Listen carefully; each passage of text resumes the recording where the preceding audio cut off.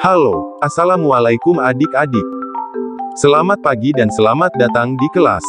Alhamdulillah hari ini kita telah masuk pada pembelajaran 1 subtema 3 tema 1. Pada pembelajaran kali ini kita masih akan mempelajari tentang hewan dan tumbuhan di negara Asia.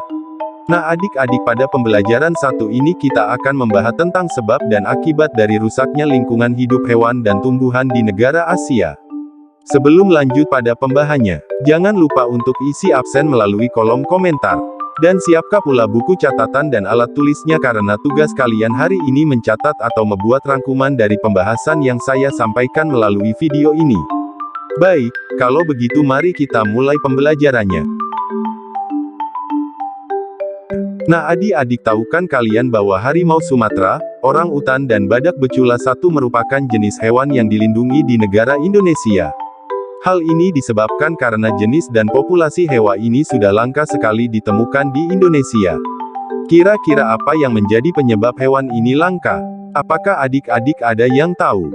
Jika belum tahu, yuk kita cari tahu bersama. Nah adik-adik, ternyata banyak sekali hewan dan tumbuhan khususnya di negara Indonesia yang sudah dikategorikan sebagai makhluk hidup langka. Hal ini disebabkan karena semakin berkurangnya populasi makhluk hidup hewan dan tumbuhan di lingkungan kita sehingga negara Indonesia menganggap jenis ini langka dan mempertahankan kehidupannya dengan cara melindungi dan menjaganya. Kelangkaan makhluk hidup hewan dan tumbuhan ini tidak lain salah satu faktor penyebab kelangkaannya ini disebabkan oleh tangan-tangan manusia. Adapun faktor lainnya ialah 1. Hilangnya habitat hewan dan tumbuhan. Seperti yang kita ketahui, jika hutan merupakan rumah bagi sebagian besar hewan yang ada di muka bumi ini. Seiring bertambahnya populasi manusia, kebutuhan akan tempat tinggal juga mengalami peningkatan. Tidak heran jika banyak hutan mengalami pengalihan fungsi menjadi wilayah pemukiman. 2. Perburuan liar. Dahulu manusia melakukan perburuan hewan untuk mencari sumber makanan demi bertahan hidup. Tentu zaman tersebut alat berburu yang digunakan sangat sederhana, yakni busur panah atau tombak. Seiring berkembangnya zaman, berburu hewan bukan lagi sekedar memenuhi kebutuhan hidup saja, namun juga menjadi hobi.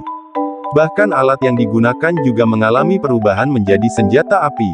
Sebagian besar hewan yang diburu biasanya ditangkap dalam kondisi hidup atau sudah mati, tergantung dari seberapa penting hewan tersebut memberikan manfaat. 3.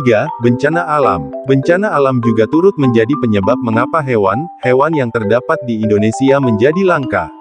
Gunung meletus, kekeringan, tsunami, banjir hingga tanah longsor merupakan beberapa contoh bencana alam yang bisa menjadi penyebab langkanya hewan di alam bebas. Banyak hewan tidak dapat bertahan hidup untuk menyelamatkan diri saat bencana alam terjadi. Jikapun ada yang dapat bertahan hidup, jumlahnya tidak akan banyak. Tidak heran jika jumlah populasi hewan di alam menjadi semakin sedikit dan bahkan terancam punah. 4. Perdagangan ilegal. Sebagian besar hewan yang diburu tergolong hewan yang unik serta sudah sangat jarang ditemukan di alam. Semakin langka dan dilindungi hewan tersebut, maka semakin mahal harga jualnya.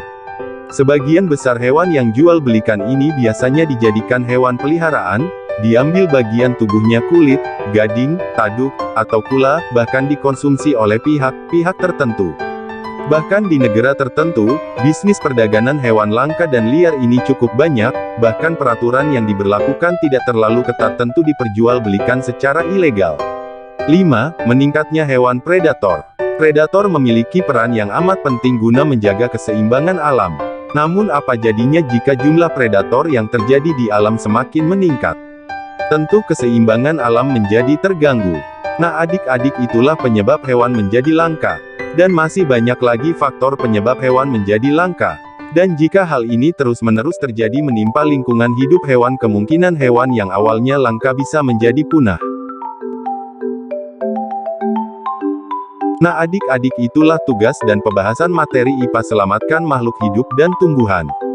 Selanjutnya kita akan bahas beberapa karakteristik dan fakta politik negara-negara ASEAN. Kawasan Asia Tenggara merupakan wilayah yang luas perairannya lebih besar dibandingkan dengan luas daratan. Keputusan-keputusan terkait permasalahan kelautan banyak dibahas oleh sebagian besar negara ASEAN.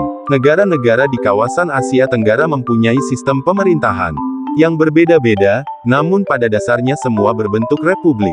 Kecuali Thailand, Kamboja, Laos, Malaysia, dan Brunei Darussalam yang berbentuk kerajaan.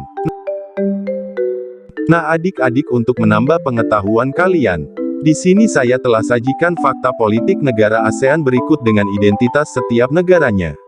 Selamat menyimak.